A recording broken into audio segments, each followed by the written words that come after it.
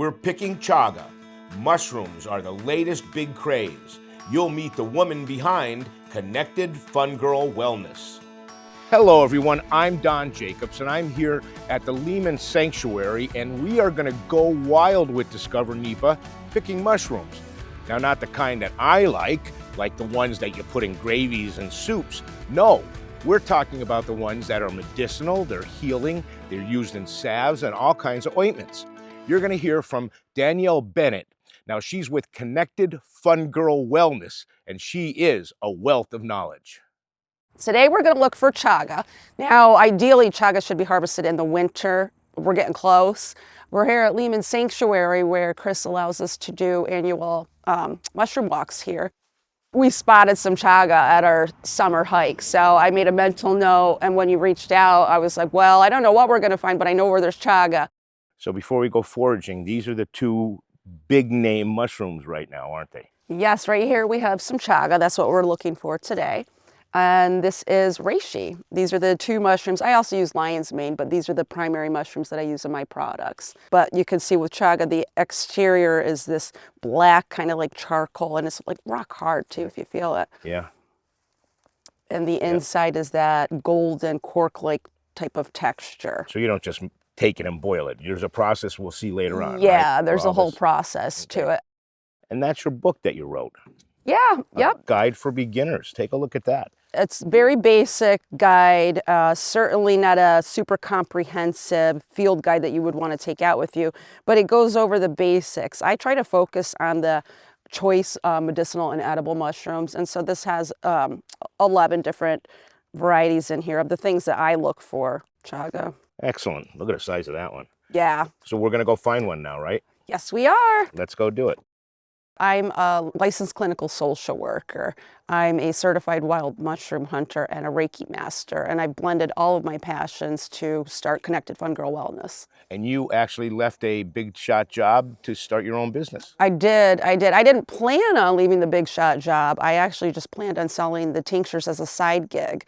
And then the way that things unfolded, it just turned into more than I expected. And then I did get in a position to quit my job.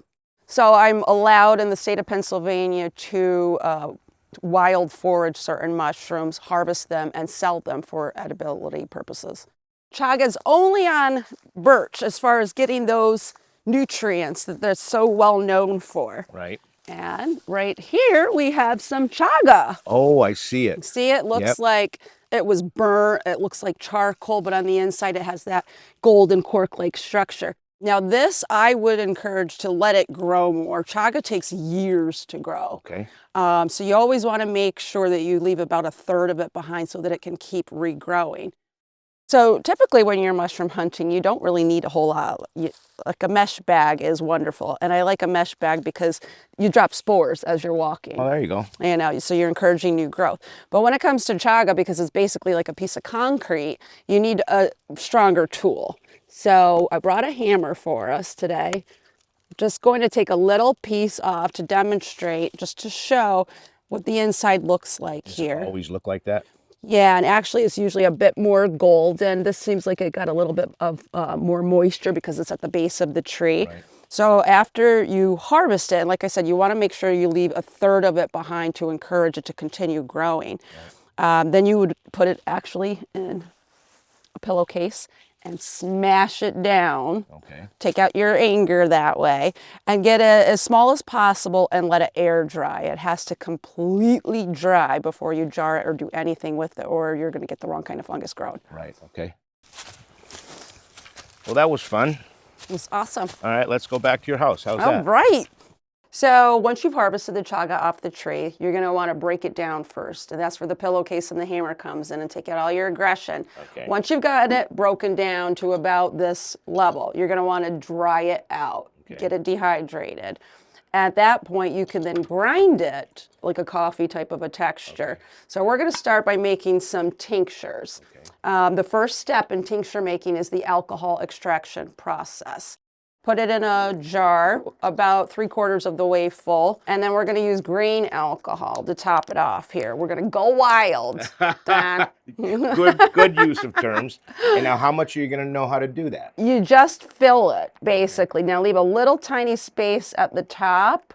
You're going to want to shake it every day for 3 months. So let me just give this a good shake and see what we got going on, because we might need to get a bit more in there. While you're doing a tincture, what do you mean by that? So a tincture is, I make a dual extract tincture. The thing about the adaptogenic mushrooms is that they have water-soluble benefits and alcohol-soluble benefits. So when you have a tea, you're getting those water-soluble benefits. Okay. But to get all the benefits, a dual extract tincture is best. So that's what the alcohol is doing, is pulling out the good stuff. Yes.